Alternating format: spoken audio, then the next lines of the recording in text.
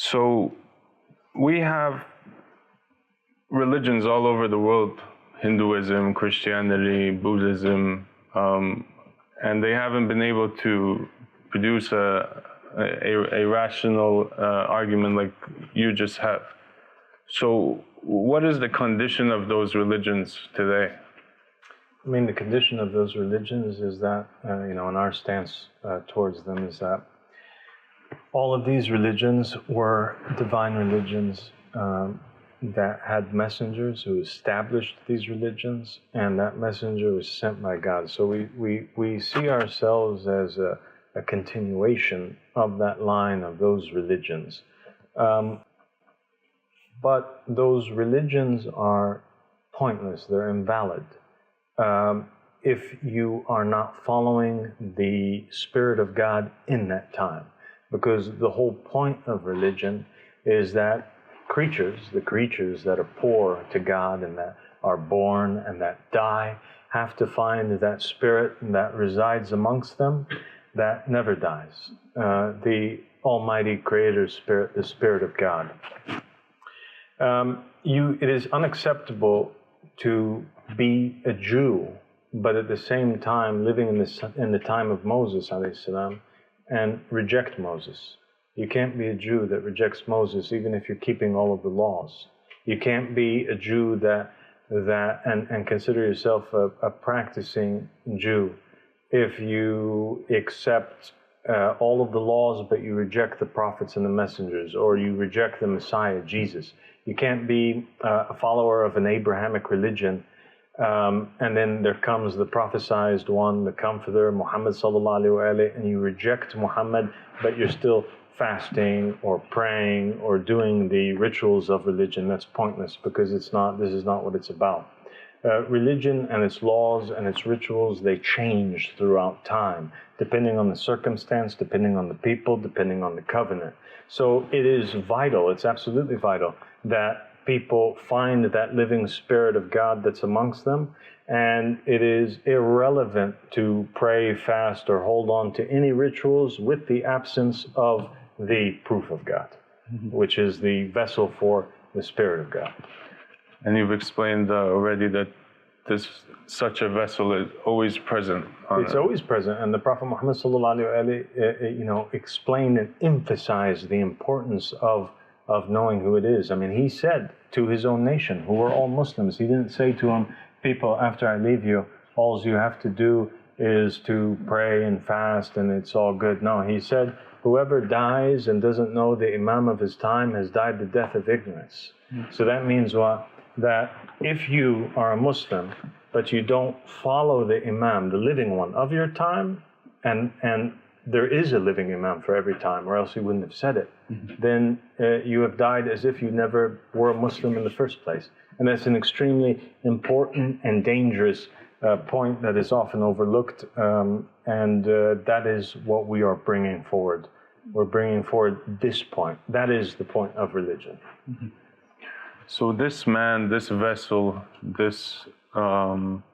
we call them a prophet, a hujjah, in this day and age, a Mehdi.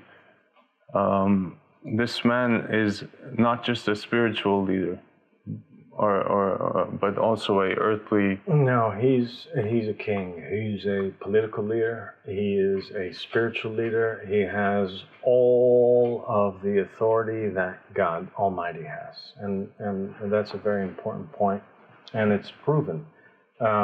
Adam alayhi salam, when he was appointed, God made all of the angels prostrate to him.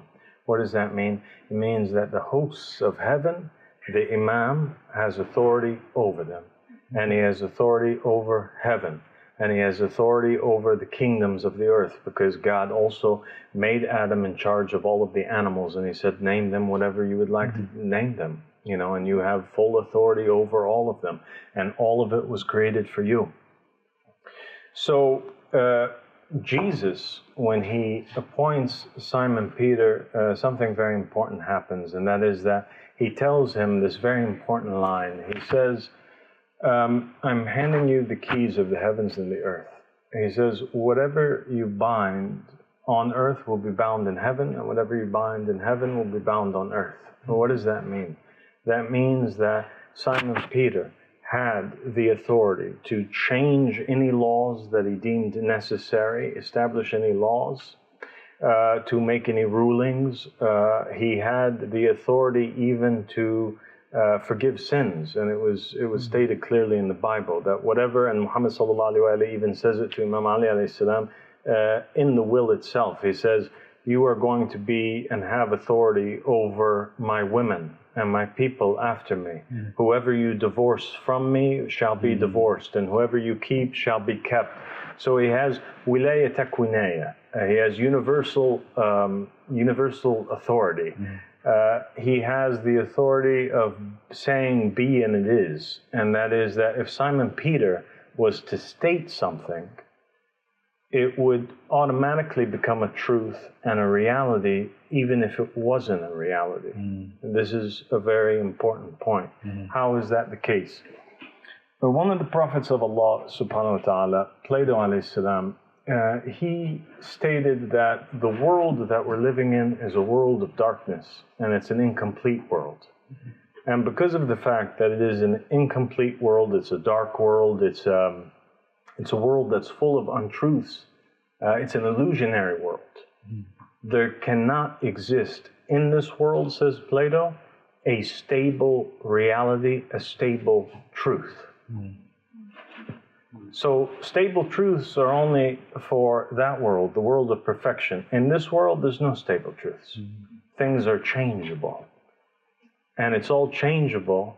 And this is proven, by the way, by quantum physics. Quantum physics even have came to a point where they say that reality is not stable. There's no stable truth to it. It's changeable. You know, things, the past, the present, the future, it's all changing. Yeah. So what this means is that the proof of Allah has the authority, the Spirit of God, and it is God. So naturally he would have the authority that he could just say something and it would change the entire timeline of the past or the future or the present. So to answer your question, because your question was, is he a political leader? I mean, he's a universal leader. He's a king. He's God in creation.